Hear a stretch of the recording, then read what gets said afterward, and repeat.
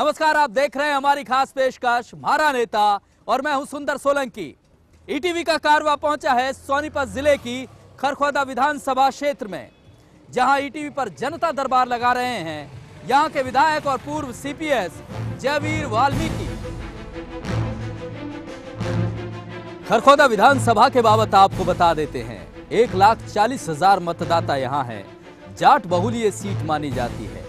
इसके अलावा दहिया खाप का यहां मुख्यालय है और सबसे बड़ी बात आपको बता दें, 3,000 एकड़ जमीन इस विधानसभा की एक्वायर की गई है, लेकिन अभी तक कोई प्रोजेक्ट लगा नहीं है। केएमपी यहां से होकर गुजरती है, लेकिन अफसोस की बात यह है कि यहां के लोग बुनियादी सुविधाओं से महरूम हैं। बुनियादी समस्याएं अभी भी उनके पीछे हैं, चाहे वो शिक्षा की बात करें, सड़क की बात करें, बिजली की बात करें और चाहे सिंचाई के पानी की बात करें।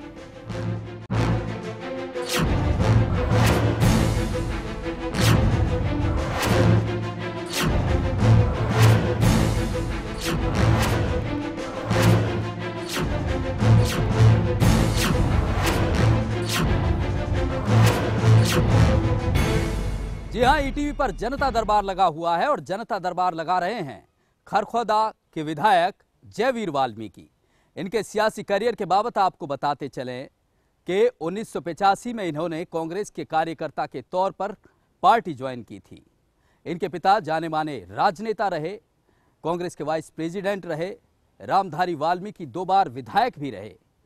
इसका मतलब ये कि सियासत को विरासत में संभालते हुए लगातार कांग्रेस की सेवा करते हुए 2009 में जब इन्हें चुनावी मैदान में उतारा तो पार्टी की उम्मीदों पर खरा उतरते हुए 25,000 वोटों से जीत हासिल की।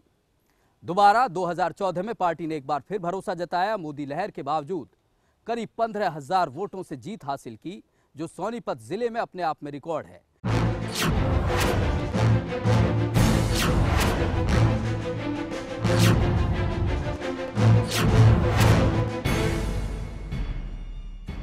जी हां, जनता दरबार लगा हुआ है खरखोदा विधानसभा क्षेत्र में। पूर्व सीपीएस और खरखोदा के विधायक जयवीर वाल्मीकि जनता दरबार लगा रहे हैं। सर, स्वागत है आपका। पहला सवाल यही है कि 2 बार ये रिकॉर्ड आपके नाम है कि खरखोदा से लगातार आप विधायक चुने गए। खरखोदा की जनता को क्या दिया आपने? सोलंकी जी, मैं बताना चाहूँगा आपको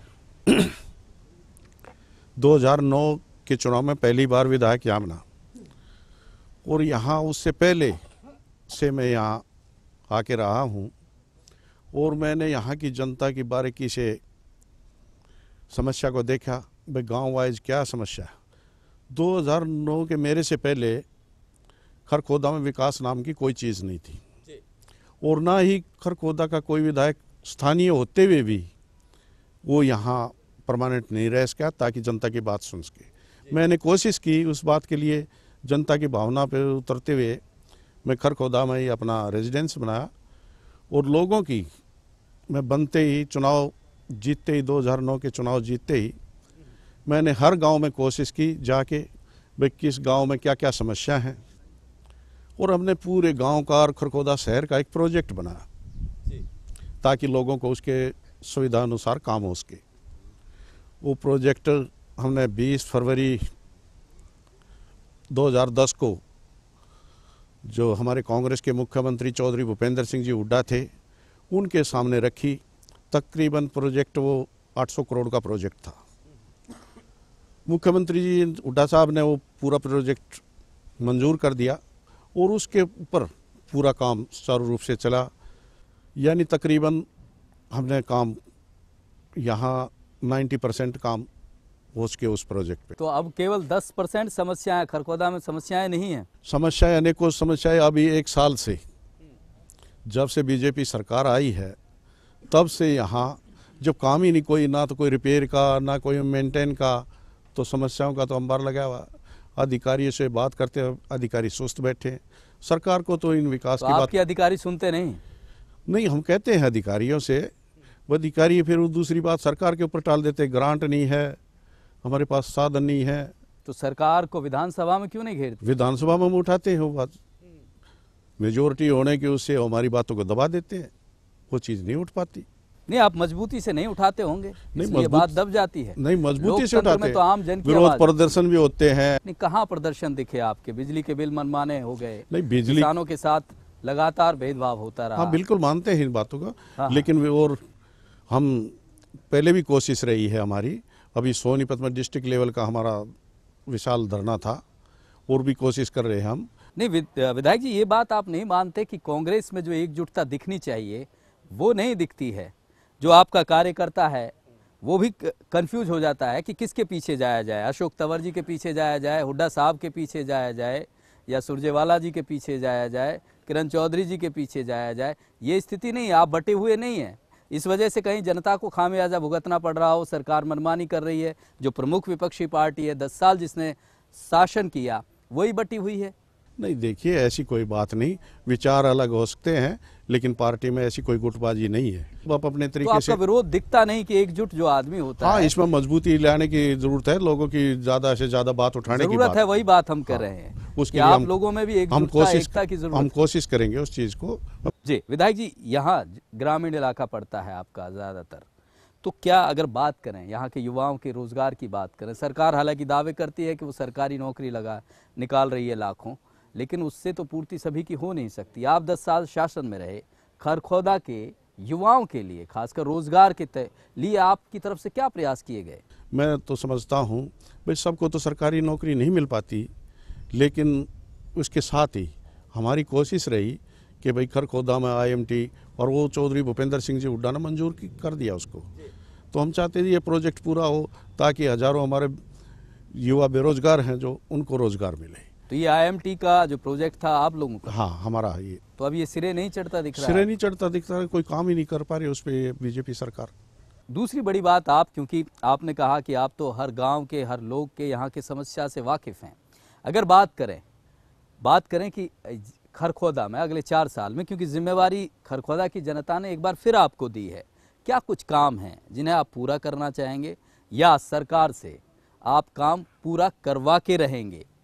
देखिए, गांव में जैसे बिजली की, हालांकि हमारी सरकार में बिजली नाम का मुद्दा खत्म कर दिया था जी, बिजली नाम का कोई मुद्दा ही नहीं था। लेकिन ये आपके रोहतक जिले और सोनीपत जिले में ही हुआ। पूरी जो दूसरा हरियाणा है, चाहे वो साउथ की बात करें, चाहे सिरसा के इलाके की बात करें, वो तो रोता रहा आपकी सरकार में भी। नहीं, ऐसा कुछ नहीं लगते रहे आपके। ऐसा कुछ नहीं है। ये बिजली का मुद्दा चौधरी भूपेंद्र सिंह हुड्डा जी से पहले भी रहा है। तो ये मुद्दा चौधरी भूपेंद्र सिंह जी हुड्डा ने बिल्कुल ख़त्म कर दिया था। बिजली का कोई मुद्दा ही नहीं था, सभी लोग संतुष्ट थे। 4-4 प्लांट लगाए बिजली के, ताकि लोगों को बिजली मिले। अभी हमारे रोहतक सोनीपत में तो कोई प्लांट नहीं है बिजली का, ये सभी दूसरे डिस्ट्रिक्टों में लगे प्लांट। तो बिजली सभी जगह जाती है, 18-20 सोनीपत और रोहतक में ही नहीं, सभी जगह देते थे, उसमें कोई और चीज़ नहीं। मेवात, सिरसा, ये स्थिति बहुत बुरी थी। नहीं, कहीं कोई खराब हो जाए बिजली, वो बात अलग थी, लेकिन बिजली एक किस्म से बिजली की सप्लाई पूरे स्टेट में ठीक चल रही है। खरखोदा की बात करते हैं, क्या कुछ, मैं वही बात फिर आपसे यही है कि जो अगले 4 साल का विजन है वो क्या है आपका खरखोदा के लिए? देखिए, खरखोदा में जो मेरी कोशिश है, एक तो जो अधूरे काम है उनको पूरा किया जाए, जो हमारी सरकार में, जैसे कि एक हमारा शेरी खांडा चोलका, इन गाँव में पीने के पानी का कोई साधन नहीं, और हमने एक प्रोजेक्ट बनाया था जिसके ऊपर 3.5 करोड़ रुपए का खर्चा आया था। हाँ, 4 करोड़ के करीब हो गया उस पर। तो उसका तकरीबन काम 90% पूरा हो चुका, लेकिन सरकार सिर्फ कनेक्शन जोड़ के पानी सप्लाई देने की बात, कई बार बात उठाई गई है, लेकिन उसके ऊपर अभी कोई कार्रवाई नहीं, ताकि लोगों को पीने का पानी मिल सके। क्या कहते हैं अधिकारी?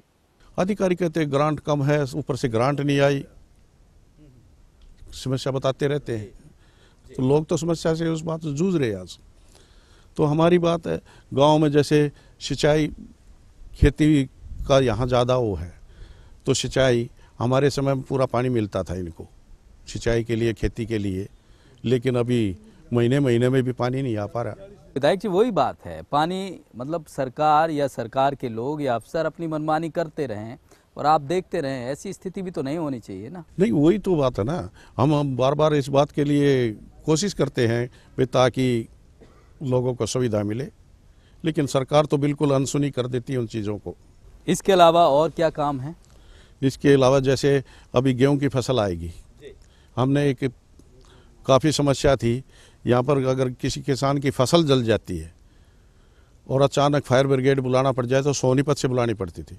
हमने कोशिश की भाई यहाँ ही फायर ब्रिगेड हो, और उसके लिए पैसा मंजूर हो गया, बिल्डिंग बनानी भी चालू होगी हमारे समय में, लेकिन 1 साल से उस फायर बिल्डिंग का काम बंद पड़ा है, उसका कोई मतलब ही नहीं।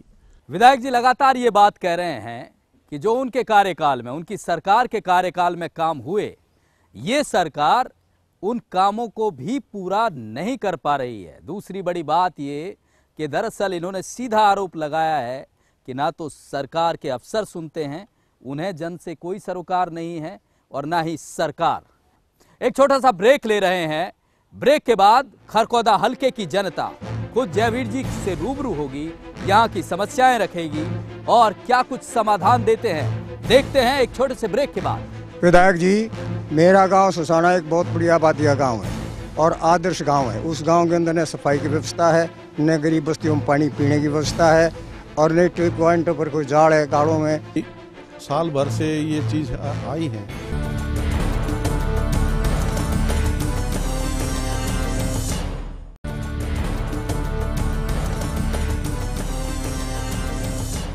ब्रेक के बाद स्वागत है आपका। ईटीवी पर जनता दरबार लगा हुआ है और जनता दरबार लगा है सोनीपत जिले की खरखौदा विधानसभा क्षेत्र में, जहां पूर्व सीपीएस और यहां के विधायक जयवीर वाल्मीकि जनता दरबार लगा रहे हैं। उनकी जनता उनसे रूबरू है, जान लेते हैं क्या कुछ समस्या हैं। जी रखिए अपनी बात।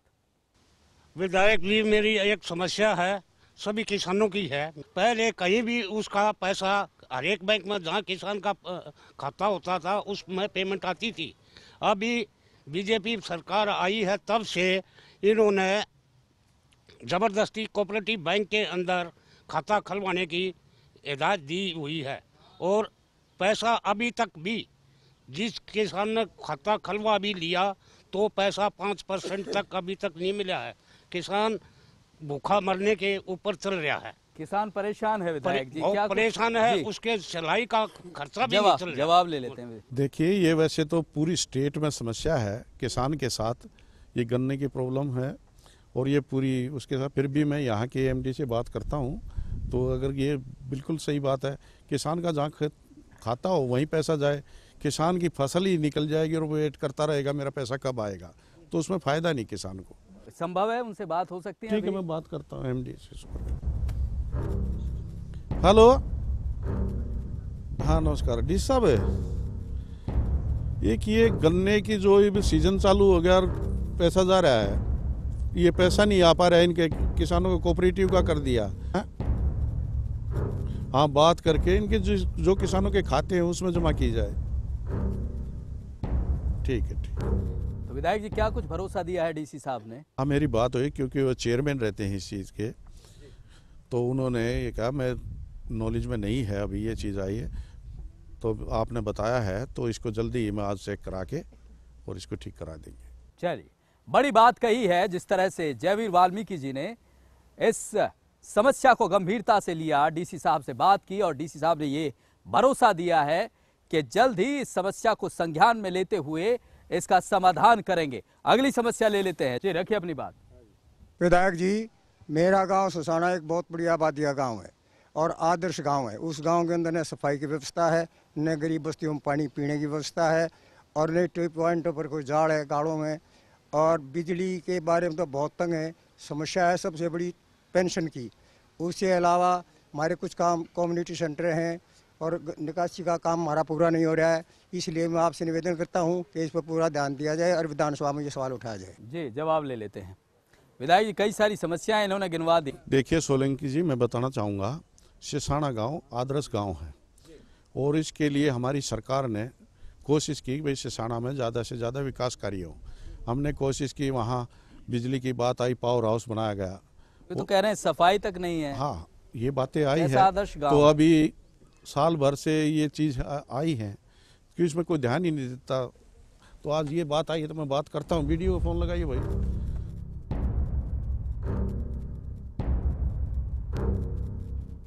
क्या वीडियो साहब फोन नहीं उठा रहे हैं? हाँ, अभी 2 बार ट्राई किया है तो फ़ोन पिकअप नहीं कर पा रहे। तो ये स्थिति अमूमन होती है जब आप जनप्रतिनिधि हैं यहाँ के, आपका फ़ोन नहीं उठाया जाता है, आम लोगों का क्या होता होगा? देखिए, पता नहीं है क्या सरकार की कोई ऐसे आदेश हैं क्या कि भाई अधिकारी जो विपक्ष के हमारे विधायक हैं उनकी बात ना सुनो। नहीं, सरकार तो कहती है समान विकास कर रही है, सबका विकास कर रही है। इनके विचार, क्योंकि अधिकारियों की मजबूरी भी है कि भाई सरकार के साथ चलना। मेरे को लगता है इनका मिला जुला काम है और ये अधिकारियों जो है बीजेपी की सरकार है जो, उन्हीं के आदेशों के ऐसी हालात है कि लोग परेशान हैं उन चीज़ों में। विधायक जी ने सीधा आरोप लगाया है सरकार पर कि स्थिति ये है कि इनसे अफसर संभाले नहीं जा रहे हैं, जनप्रतिनिधि की सुनवाई नहीं हो रही है।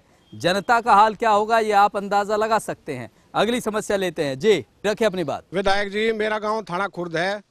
हमारे ट्यूबवेलों के बिल थे वो जो है ना 250-300 रुपये महीने के आते थे, लेकिन इस महीने में 15-20 आदमियों के, किसी का 15,000, किसी का 20,000, किसी का 25,000 ऐसे बिल आए हैं।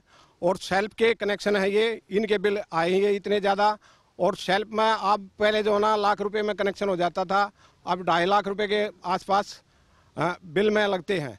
तो आपसे प्रार्थना करते हैं जी, जो ये बिल एक्स्ट्रा आए हुए हैं, हम एसडीओ से भी मिले थे और जेई से भी मिले थे। वो कहने लगे, बोला भैया हमें तो पता नहीं, ये तो हो ही नहीं सकता, ये तो भरने पड़ेंगे। लोगों ने मतलब तंग हो गए, वो भरे भी हैं, लेकिन ये बिल्कुल गलत है। देखिए, बात वैसे तो बिल्कुल पूरे स्टेट में आ रही है। बिजली के जो बिल बढ़ाए गए हैं, ये किसान के लिए एक बहुत बड़ी ठगी समझो, जाति समझो, ये ऐसा हो रहा है। और इसके लिए हमारा प्रयास भी रहा है। अभी पीछे हमने प्रदर्शन भी किया था इसी उसमें। भाई अधिकारी तो सीधा हाँ जवाब दे देते हैं कि भाई ये तो भरना पड़ेगा, लेकिन इसी चीज़ की लड़ाई हम जारी रखेंगे और इसको हम विधानसभा तक ले जाएंगे, क्योंकि ये पूरे स्टेट की समस्या है, किसानों की सबकी समस्या है। और इसके लिए मैं अभी यहाँ अधिकारी से ही बात करने की कोशिश करता हूँ कि भाई जो हमारे इलाके के बिल हैं उनको ठीक किया जाए। हाँ, नमस्कार। एसडीओ साहब है, अभी ये जो किसानों के बिल ज़्यादा आए हैं, पहले 250-300 से ऊपर नहीं आता था और अभी 15-15 हज़ार के करीब आ रहे हैं, तो इनका क्या है ये? नहीं, ऐसा तो नहीं होना चाहिए ना, ये इनका ठीक करो कैसे भी करके। एक तो थाना कला के और सिलाना के कम से कम 20, थाना खुर्द के। हाँ, फिलहाल ये 2 चीज आई है, इन दोनों के क्लियर करवा दो।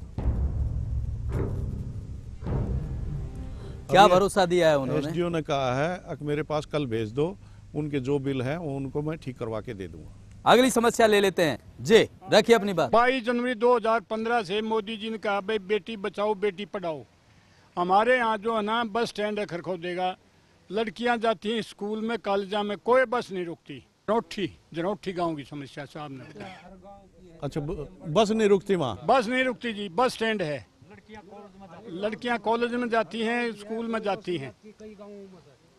ये बड़ी समस्या यहाँ निकल के आई है। मोदी साहब, हरियाणा सरकार ये बड़े दावे तो करती है बेटियों को बचाओ, लेकिन एक ट्रांसपोर्टेशन की जो बुनियादी सुविधा है वो देने में नाकाम है। बसें रुकती नहीं हैं। इस समस्या को लेकर विधायक जी गंभीर हैं। जनरल मैनेजर को फोन लगाया जा रहा है ट्रांसपोर्ट के। विधायक जी वो फोन तो नहीं उठा रहे हैं, क्या समाधान क्या हो सकता है इसका? देखिए, मैं फिर भी ट्राई करूंगा। इनकी जो बातें आई बड़ी चीज़ है, बड़ी समस्या है कि यहाँ बस नहीं रुकती, लड़कियों के लिए खासकर परेशानी होती है। चलिए, विधायक जी ये कह रहे हैं कि दरअसल जो जनरल मैनेजर हैं वो फोन नहीं उठा रहे हैं, वो दोबारा भी प्रयास करेंगे और ये जो समस्या आई है इसका समाधान करने की पूरी कोशिश करेंगे। अगली समस्या ले लेते हैं। जी, विधायक जी, हमारी समस्या खरखोदे की मेन पानी की जी, गंदे पानी की निकासी की जी। और नू लाल चारू करना तो भरा पड़ा जी, रोड पानी नहीं निकल रहा, सफाई वाले नहीं आ रहे कति भी। और घनी जगह हमने एप्लीकेशन दे ली जी, ऊपर तक जा लिए जी। हम किनको एप्लीकेशन दी है आपने? हमने डीसी तक की दे ली जी, कोई सुनवाई नहीं हो रही जी। अधिकारी कोई बात नहीं सुन रहे, ना सफाई वाला ना कोई पानी की निकासी। खुद बालका ने जी पीछे इकट्ठे करके रोड वाला ने और उसकी निकासी करवाने लग रहे हैं जी। देखिए, इस बात के लिए मैं बिल्कुल गंभीर हूँ और ये 2014 के चुनाव से भी पहले इस समस्या से हम जूझ रहे थे, क्योंकि जो पहले सीवरेज सिस्टम था वो कामयाब नहीं हो पाया। तो हमने फिर दोबारा कोशिश की प्रोजेक्ट बना के भाई, ताकि खरखोदा के पानी की निकासी हो, लोगों को परेशानी ना हो। और इसके साथ ही इसके साथ जुड़े हुए कई हमारे विकास कार्य हैं, जैसे बार बार रोड टूट जाते हैं, रोडों पे पानी भर जाता है। तो इसके लिए हमने प्रयास किया था चुनाव से पहले, और मुख्यमंत्री चौधरी भूपेंद्र सिंह जी हुड्डा ने हमारी कांग्रेस गवर्नमेंट में उसके लिए पैसा भी मंजूर कर दिया था। वो प्रोजेक्ट पूरा ऐसा था कि रिंग रोड से लेके सभी पूरी सिटी को कोई उसमें समस्या नहीं रहती। लेकिन इस सरकार ने आके मंजूर हो गया था, पैसा मंजूर हो गया, अभी ग्रांट रिलीज़ नहीं कर पा रही। फिर भी हमने इसके ऊपर पूरा कोशिश है। अधिकारियों ने आश्वासन दिया है हमारे को कि भाई 1 हफ्ते के अंदर अंदर हम इसको, तब तक हमारा प्रोजेक्ट नहीं पूरा होता तब तक हम इसको वैसे सफाई कर देंगे। चाहे उसमें सीवरेज वाले भी हैं, चाहे हमारी म्यूनिसिपल कॉरपोरेशन है, चाहे PWD है। ये विधायक जी ने भरोसा दिया है कि प्रशासन पर उन्होंने ऐसा दबाव बनाया हुआ है कि हफ्ते के भीतर इस समस्या का समाधान हो जाएगा। अगली समस्या ले लेते हैं जी। विधायक जी, पेंशन 4 महीने हो गए जी, रोने गांव में डाकखाने में पेंशन नहीं डली है, और 1 साल हो गया है जी विधवा पेंशन न बेचारी घर घर भटक रही है, और तो इसका पेंशन का हमारे समाधान करवाओ जी। अभी इस सरकार में ना तो कोई नई पेंशन बनी है और ना ही कोई विधवा की पेंशन बनी है, और जो हमारी रूटीन में आज 60 साल का हो गया था, आज ही उसकी पेंशन बन जाती थी। भगवान ना करे ऐसी कोई बात हो तो हम तुरंत बन जाती थी। मैं अभी अधिकारी से बात करता हूँ, आपके गांव में क्यों नहीं मिल पा रही? ये इन्हें बता दीजिए, विधवा औरत 1 साल तक घर घर भटका है, पैसे तई बच्चा ते पालन आपकी मानता हूँ मैं बात ऐसा है जी। उनका जरूर बुढ़ापा पेंशन देखी जाए, पर विधवा पेंशन तो जरूर मिलनी चाहिए जी। नहीं, वो भी एक वृद्ध आदमी है हमारा, तो उसको अगर टाइम पे पेंशन नहीं मिलेगी तो बेचारा कैसे रहेगा, वो एक ही उम्मीद है। मैं अभी अधिकारी से बात करता हूँ, आपकी समस्या का हल जरूर निकलेगा। हाँ नमस्कार भाई, ये कई गाँवों में पेंशन की समस्या आ रही है, खासकर मैं आज इनकी समस्याएं सुन रहा हूँ लोगों की, और रोने की बात आई है अभी। वैसे तो कई गाँवों में है ये चीज़ें, तो और तो क्या, वृद्ध की तो पेंशन दूर की बात, विधवा की भी पेंशन नहीं मिल पाई। भाई इसको चेक कराओ और जल्दी, कब तक ठीक करा सकते हो? इनके खरखोदा की बाकायदा प्रायोरिटी तौर पर लो, और ये मेरे को टाइम बता दो भाई कब तक इनकी खरखोदा की सभी गांव की पेंशन रिलीज हो जाएंगी। ठीक है, 2-3 दिन में इनको क्लियर करा दो। ठीक, थैंक यू जी। क्या कहा है इन्होंने? ये इन्होंने बताया कि एक समस्या जैसे बैंक की तो इतनी नहीं आ रही, जो पोस्ट ऑफिस की वो आई है, फिर भी मैं इनको 3 दिन के अंदर अंदर दोनों क्लियर करा देंगे। 2-3 दिन के अंदर। अगली समस्या ले लेते हैं जी, रखिए अपनी बात। विधायक जी, किसान के ट्यूबवेल कनेक्शन के 2 नियम थे। एक तो नियम था सेल्फ का, और दूसरा नियम था भाई नंबर पर। जो नंबर के जो कनेक्शन किसान को मिलते थे उनकी जो है 13,000 रुपये पुल का खर्चा था, और जो 30,000 रुपये सिक्योरिटी थी। ये सरकार आने के बाद जो है इस सरकार ने पहले डिक्लेयर कराया अभी जिसका नंबर पे जो कनेक्शन आएगा उसको 1 लाख रुपये डिपॉजिट करना पड़ेगा। फिर उन्होंने रियायत भी कर दी। फिर रियायत क्या करी? नहीं भी 1 लाख रुपये ज़्यादा हो गया, 50,000 करेंगे। ये बेकार का जो है किसान के ऊपर बोझ डाल दिया गया। ये सरकार आने के बाद मेरे आपसे अनुरोध है, विधानसभा के सेशन में इस किसानों के मुद्दे को उठाया जाए, और जो पुराने नियम के ऊपर जो है किसान को जो है नंबर का जो कनेक्शन जो है वो दिया जाए। ये बात जायज़ है, पूरे स्टेट में ये बात है कि आज किसान हर बात से दबाया जा रहा है, और इस बात को मैं खासकर अपने क्वेश्चन में रखूंगा कि इस चीज़ को ज़ोर शोर से मैं विधानसभा में कोशिश करूंगा उठाया जाए। चलिए, ये विधायक जी ने बड़ा भरोसा दिया है कि किसानों की समस्या, जो उनसे 50,000 रुपये लिए जाते हैं कनेक्शन के सिक्योरिटी के तौर पर, उस समस्या को उठाएंगे। और दूसरी बड़ी बात जो आज देखने को मिली, विधायक जी ने सभी समस्याओं को गंभीरता से लेते हुए संबंधित अधिकारी को बाकायदा फ़ोन लगाया और उनकी जवाबदेही तय की, चाहे वो पेंशन की बात हो, चाहे बिजली की बात हो, और चाहे सफाई की बात हो। बहुत बहुत शुक्रिया, आपने ईटीवी पर जनता दरबार लगाया सर। Thank you sir. तो जिस तरह से इस पूरे मामले में, या यूं कहिए कि इस जनता दरबार में ये कोशिश की गई इस मंच के द्वारा कि खरखोदा हलके की जो समस्याएं हैं वो खट्टर सरकार तक पहुंचे हैं, और ये कवायद हमारी लगातार जारी रहेगी। फिलहाल इस खास पेशकश में इतना ही। अगले हफ्ते फिर मिलेंगे आपके नुमाइंदे के साथ, आपके साथ। तब तक के लिए नमस्कार।